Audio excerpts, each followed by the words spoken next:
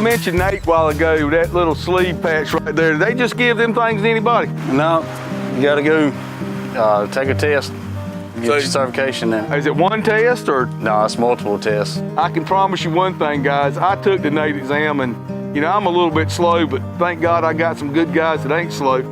But they just don't give that little patch to anybody, do they? No. You gotta work for it, don't you? You gotta work. And then you gotta do Con Ed to maintain it. What's Con Ed, George? You gotta go to classes all along. You gotta get Continuing education. Continuing educations. So what some of the continuing education classes have we taken lately, service techs? You do them. We took some on zoning systems. We took some on gas furnace operation, heat pump systems. Pretty much all the brand equipment. You gotta find classes. You gotta get 12 hours a year within 5 years. And let's talk about our customer care program with American Standard. We have a contract with American Standard, don't we? And the contract states what?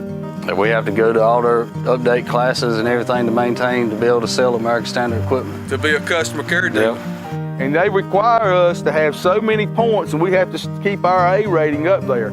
You know, I don't like mentioning this because they don't like to brag about it, but American Standard's been rated #1 for how many years now? Long time. Long time. They're rated #1 now, not number 3 and 4, or if you look at the Consumer Report, they're at the top.